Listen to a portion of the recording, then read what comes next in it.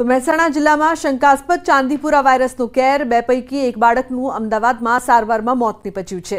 1 વર્ષીય બાળકનું સારવારમાં મોત નીપજ્યું છે। ચાંદીપુરા વાયરસથી મોત છે કે નહીં તે રિપોર્ટ બાદ બહાર આવશે। પુના મોકલાયેલો રિપોર્ટ અઠવાડિયામાં આવશે। તાજેતરમાં મહેસાણા જિલ્લામાં ચાંદીપુરા વાયરસના 2 શંકાસ્પદ કેસ નોંધાયા હતા।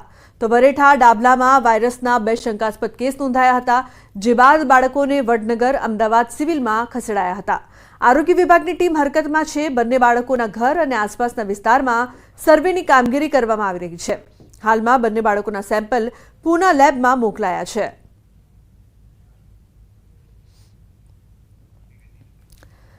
તો અમદાવાદમાં ચાંદીપુરા વાયરસથી ફફડાટ। સિવિલમાં ચાંદીપુરાના શંકાસ્પદ બાળકનું મોત થયું છે। મહેસાણાના 1 વર્ષના બાળકનું મોત નીપજ્યું છે। 14 જુલાઈએ અસારવા સિવિલમાં કરાયા હતા દાખલ। તો 6 સેમ્પલ પુના લેબમાં મુકાયા છે। ચાંદીપુરાથી પેનિક થવાની જરૂર નથી તેવું ડોક્ટર રાકેશ જોશી દ્વારા કહેવામાં આવી રહ્યું છે। બાળકોને મચ્છરો કરડે નહીં તેનું ધ્યાન રાખો। બાળકોને મચ્છરદાનીમાં રાખો। તાવ કે ખેંચ આવે તો તરત જ ડોક્ટરનો સંપર્ક કરો।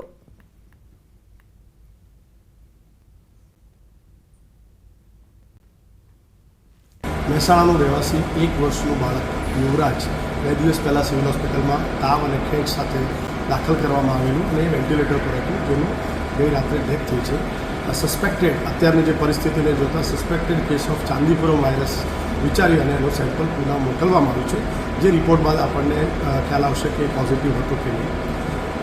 અત્યારની હાલની પરિસ્થિતિની વાત કરીશ તો 6 બાળકો દાખલ છે અને 6 બાળકના સેમ્પલ પુના મોકલવામાં આવ્યા છે ચાંદીપુરમ વાયરસ માટે।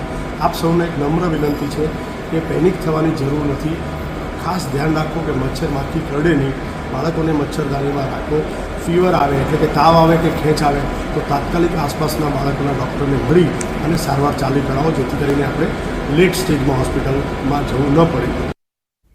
તો સિવિલ હોસ્પિટલમાં પણ ચાંદીપુરાનું કેસ આવ્યું અને મહેસાણાના 1 વર્ષના બાળકનું મોત નીપજ્યું છે। 14 જુલાઈએ અસારવા સિવિલમાં તેને દાખલ કરવામાં આવ્યા હતા, પરંતુ ચાંદીપુરા વાયરસમાં કેટલીક બાબતોનું ખાસ ધ્યાન રાખવાની જરૂર છે, ડોક્ટર દ્વારા કહેવામાં આવ્યું છે। જો કે તેનાથી પેનિક થવાની જરૂર નથી। બાળકોને મચ્છરો કરડે નહીં તેનું ખાસ ધ્યાન રાખવામાં આવે। બાળકોને મચ્છરદાનીમાં રાખો અને મચ્છર ન કરડે તેની તકેદારી પણ રાખો।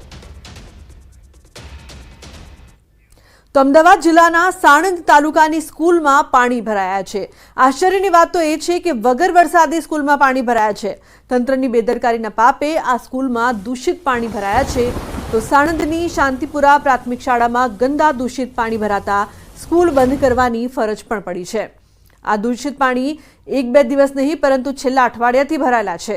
સ્થિતિ એવી છે કે ગંદા પાણી ભરાયેલા હોવાથી સ્કૂલને બંધ કરવાની ફરજ પડી છે। સ્કૂલમાં 350થી પણ વધુ બાળકો અભ્યાસ કરે છે અને અઠવાડિયાથી સ્કૂલ બંધ છે। સ્થાનિકોના મતે દર વર્ષે આ વિસ્તારમાં ગંદુ પાણી ભરાય છે। આ વિસ્તારની આગળ જ ગટરની લાઇન બ્લોક થતાં દર વર્ષે આ સમસ્યા ઊભી થાય છે। હાલ કોલેરા અને ઝાડા ઉલટીના કેસો વધી રહ્યા છે। તેવા સમયે આ ગંદકીથી સ્થાનિકો પણ રોગચાળાની ભીતિ વ્યક્ત કરી રહ્યા છે।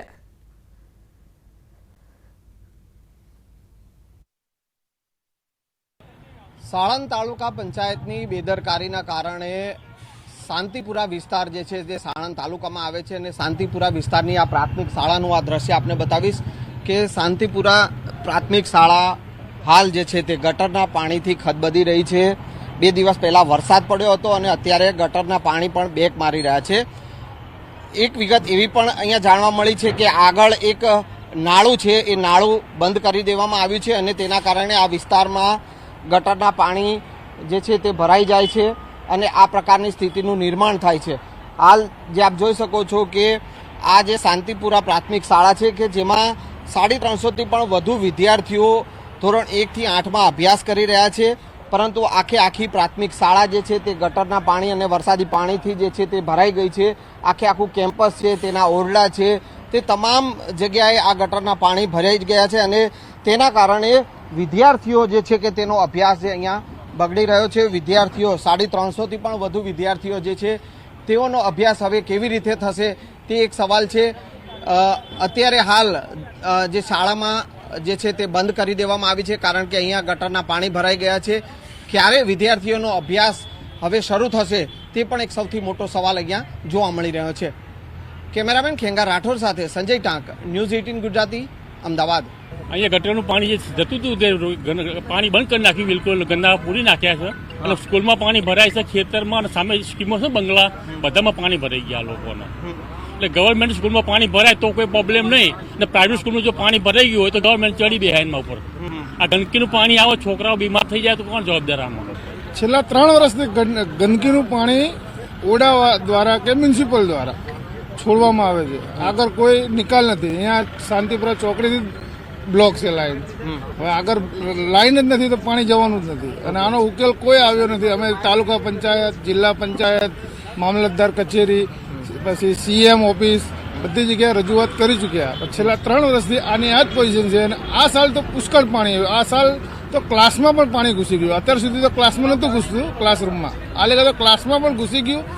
છોકરાઓને બેસાડે જ ક્યાં? પહેલા પ્રશ્ન એ કોઈ સુવિધા નથી બિલકુલ. બધા ગામ માટે બી સુવિધા નહીં. ગામનો બોર પંચાયતનો છે, અમારે સનાસર પંચાયત લાગે, બોર બનાવ્યો છે તે પંચાયતે, પણ આ ગંદકીનું પાણી એની અંદર ઉતરે છે તો ગામમાં અમારે રોગચાળો થાય છે. અને અત્યારે હાલ જો 5 ઇંચ વરસાદ અહીં પડી જાય તો તમે રૂબરૂ જુઓ છો આ પાણી રોડ ઉપર થઈને ગામમાં જતું રહે. તો હવે આ સમસ્યાનું આખરે કારણ શું છે તે તપાસવા ન્યૂઝ 18ની ટીમે કવાયત કરી, જેમાં શાંતિપુરા પ્રાથમિક સ્કૂલથી આગળ જ આ પાપના મૂળ જોવા મળ્યા. આ વિસ્તારમાં ગંદી ગટર ઉભરાઈ રહી છે તેના દ્રશ્યો આપ ખુદ જોઈ શકો છો. સ્થાનિકોનું કહેવું છે કે સાણંદ તાલુકા પંચાયતના પાપે આ સ્થિતિ બની છે અને વિદ્યાર્થીઓને ભોગવવું પડી રહ્યું છે. સાણંદના શાંતિપુરાના આ દ્રશ્ય છે. હું સીધા દ્રશ્ય પહેલા આપને બતાવવાનો પ્રયાસ કરીશ. આપ જે આ દ્રશ્ય જોઈ શકો છો કે નર્ક જેવી સ્થિતિ જે છે તે સાણંદ નજીક શાંતિપુરા વિસ્તારમાં જોવા મળી રહી છે. જે ગટરના પાણી અહીંયા બેક મારી રહ્યા છે અને તેના કારણે અહીંના લોકો રહી રહ્યા છે તેઓનું જીવવું દુશ્વાર થઈ ગયું છે. અને આ તમામ જે થઈ રહ્યું છે તે તંત્રના પાપે થઈ રહ્યું હોય તેવું જોવા મળી રહ્યું છે. કારણ કે અહીંયા વર્ષોથી આ પ્રકારને પાણી ભરાવાની સમસ્યા સર્જાય છે, પરંતુ આ પાણીનો નિકાલ થતો નથી. ગટરના પાણી આ પ્રકારે જ અહીંયા ભરાય છે અને રસ્તા પર આપ જે આ જોઈ શકો છો કે આ શાંતિપુરા સાણંદનો આ બ્રિજ છે અને બ્રિજ નીચે આ પ્રકારે ગટરના પાણી ભરાયા છે અને અહીંયા વાહનો પણ તેમાંથી જ પસાર થવાની ફરજ પડી રહી છે.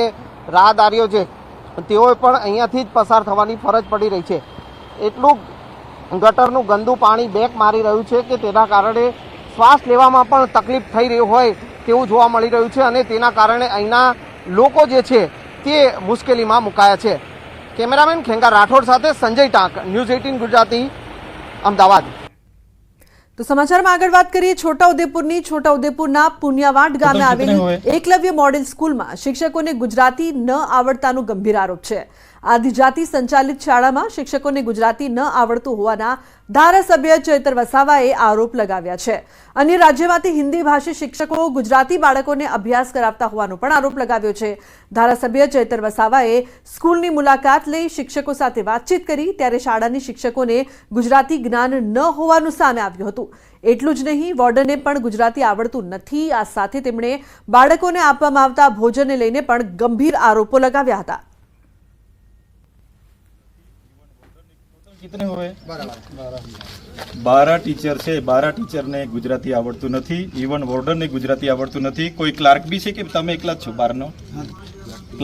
ક્લાર્કને ગુજરાતી આવડે છે ભાઈ?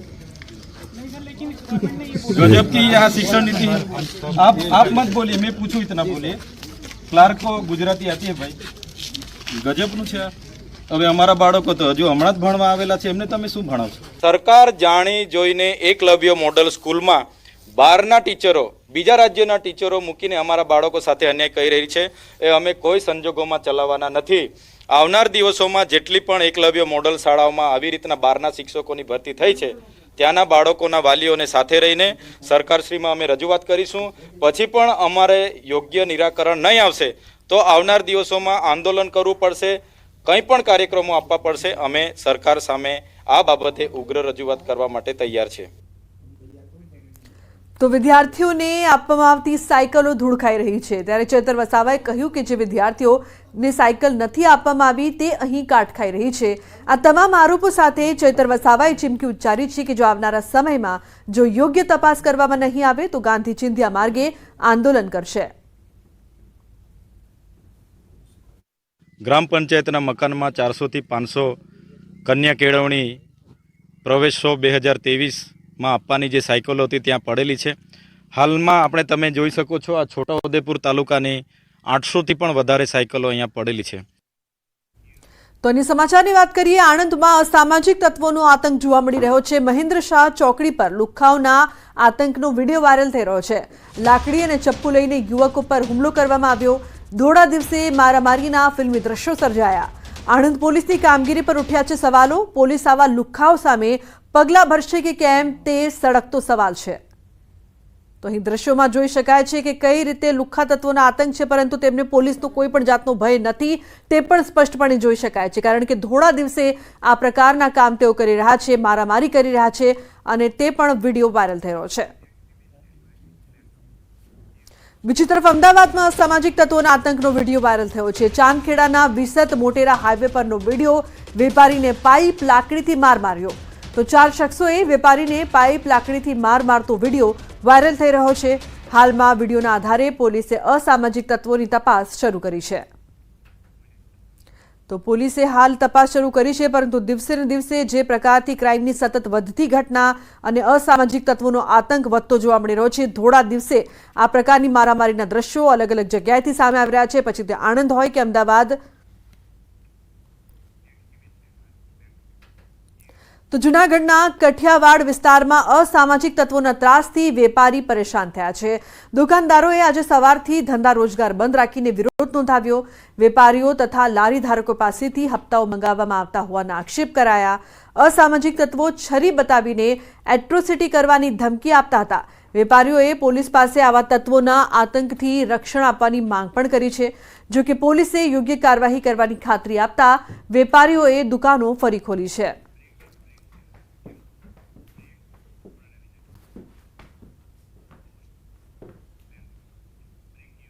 સમાચારનો પ્રવાહ યથાવત રહેશે. હાલ રોકાઈશું એક બ્રેક માટે. આપ જોતા રહો news 18 Gujarati.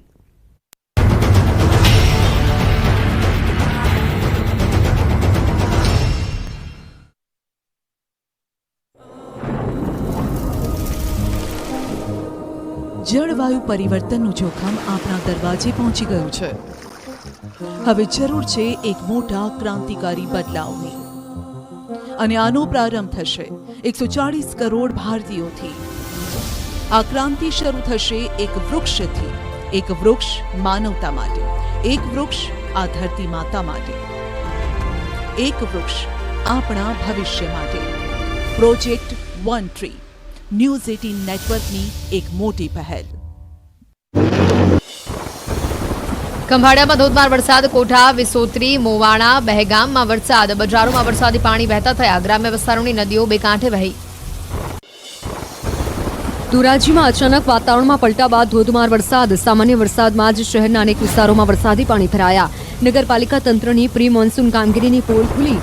Jetpur road, station road, main બજારમાં પાણી ભરાયા. વાહન ચાલકોને ભારે મુશ્કેલી. આણંદમાં સોમવારે વરસેલા 2.5 ઇંચ વરસાદે આણંદની હાલત બગાડી. વરસાદ વરસ્યાના 24 કલાક બાદ પણ કેટલોક વિસ્તાર પાણીમાં ભરાયેલો જોવા મળ્યો. રહેણાંક વિસ્તારોમાં પાણી ભરાઈ જતા લોકોમાં રોગચાળાની દહેશત ફેલાઈ. તંત્ર સામે સ્થાનિકોમાં રોષ. નર્મદા જિલ્લામાં ભારે વરસાદથી પૂરની સ્થિતિ. ડેડિયાપાડા મોવી રોડ પરનું નાળું તૂટતા વાહન વ્યવહાર ઠપ. વરસાદી પાણી ભરાતા લોકોને વેઠવી પડી ભારે હાલાકી. અરવલ્લી જિલ્લામાં વરસાદે બોલાવી ધબધબાટી. માલપુર, મેઘરજ, ભેમપુર, પહાડિયામાં ધોધમાર વરસાદ પડ્યો. માલપુરના બજારોમાં વરસાદી પાણી વહેતા થયા. રોહિણીયા, ભીમાપુર, જીતપુરમાં પણ વરસાદની બેટિંગ. ગોંડલમાં પણ મેઘરાજાની ધમાકેદાર બેટિંગ. શ્રીનાથગઢ, કમઠિયા, મેતા, ખંભાળિયા, મોટી ખીરોલી સહિતના અનેક ગામોમાં ખાબક્યો વરસાદ. ચરખડી ગામની નદી અને ચેકડેમોમાં નવા નીર આવ્યા. કેશવાડા ગામમાં વરસાદી પાણી ફરી વળ્યા. ગીર સોમનાથના વેરાવળમાં ધોધમાર વરસાદ. 2 કલાકમાં 4 ઇંચ વરસાદ પડતા શહેર પાણી થયું. વેરાવળની મુખ્ય બજારોમાં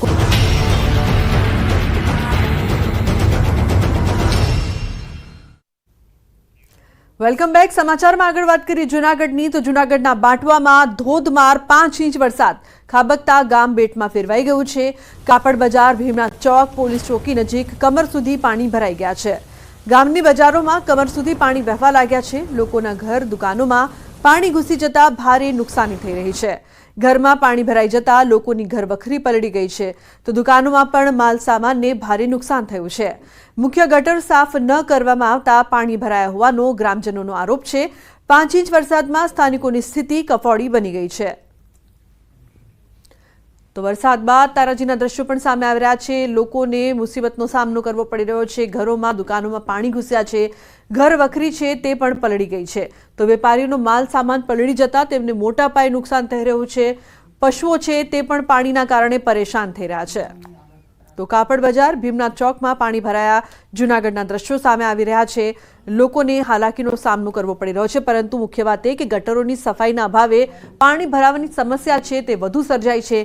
પ્રી મોન્સૂનની કામગીરી દર વખતની જેમ આ વખતે પણ નથી કરવામાં આવી।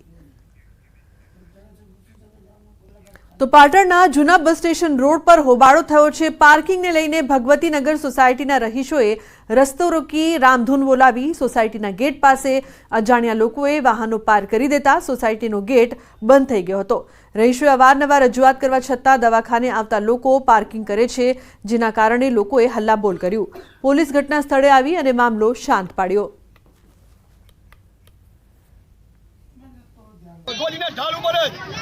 પોતાના વ્હીકલો લઈ જે બહારથી આવે છે દર્દીઓ એમને સાધનો અહીંયા મૂકી દે છે અને ત્યારબાદ ભગવતીનગરની અંદર જવા માટે કોઈ રસ્તો રહેતો નથી। આ જ કારણે આજે અમારી જ ગાડીઓ ભગવતીનગરની બહાર ટ્રાફિકમાં ફસાયેલી છે। તો ગુજરાત પ્રોહિબિશન એક્ટના ભાગોની બંધારણીય માન્યતાઓને હાઈકોર્ટમાં પડકારાઈ છે।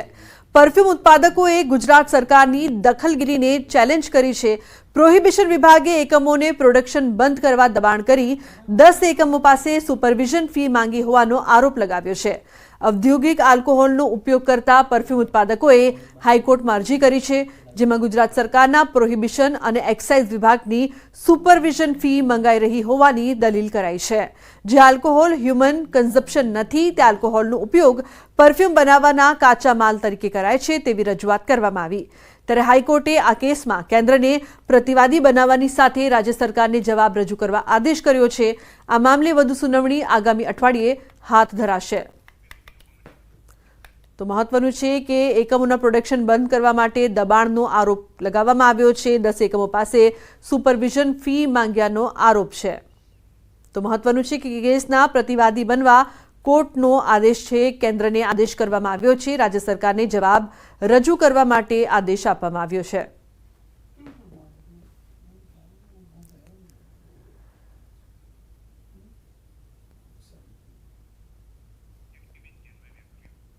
તો વડોદરામાં સ્ટેન્ડિંગ કમિટીની ઓફિસમાં ચેરમેન અને કોર્પોરેટર વચ્ચે તડાફડી થઈ હતી। સોસાયટીઓમાં કાળું પાણી આવતું હોવાની ફરિયાદ મુદ્દે બોલાચાલી થઈ હતી।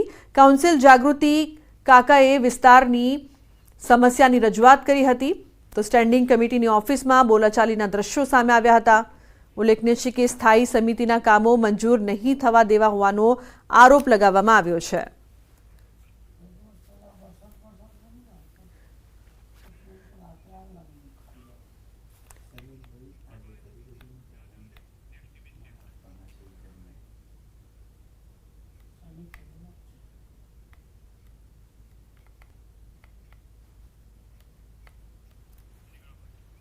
તો પાણીની સમસ્યા મામલે રજૂઆત કરવા ગયા હતા તે સમયે આ દ્રશ્યો સામે આવ્યા। આગળ વાત કરીએ તો અનોખા અંદાજમાં ચા બનાવીને જાણીતા બનેલા સોશિયલ મીડિયા સ્ટાર ડોલી ચાયવાલાએ સુરતની મુલાકાત લીધી હતી। તો મોટી સંખ્યામાં લોકો પણ તેમને જોવા માટે પહોંચ્યા હતા। સાથે જ ડોલીએ કમિશનર કચેરીની પણ મુલાકાત લીધી હતી।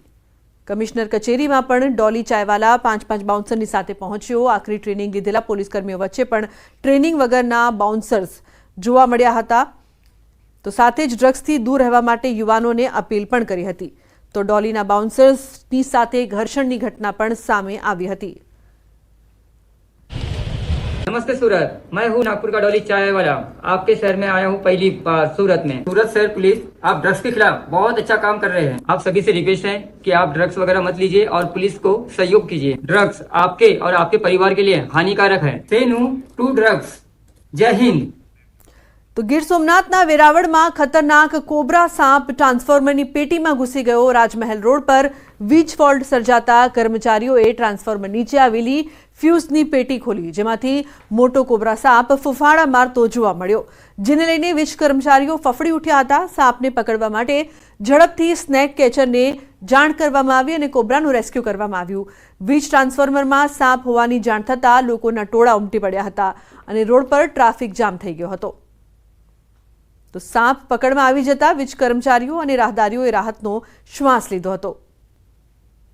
તો સ્નેક કામ કરવા માટે આવેલ હતા, પેટી ખોલી તા કોબરા નાખ જોવા, પછી પકડવા વાળાને બોલાવ્યા અમે, ભાઈ હા પાવર બંધ કરો. આ ઝેરી સાપ છે, કોબરા જાતિનો સાપ છે અને બહુ આની અંદર ઝેર આવે, એટલે આ જીવીવાળાનું કામ રોકાયેલું. પહેલાં તો આપણી બાઇક હોય ને તો સવારે નીકળો તો થોડુંક લીવર દઈને એને સ્ટાર્ટ કરવાની, જેથી કરીને બાઇકની અંદર હતી અને વધારે આ પ્રકારના સાપના કેસ બને. અને તમારા ઘરની આજુબાજુમાં ચોખ્ખાઈ રાખવાની, જેથી કરીને સાપ અંદર ન આવે.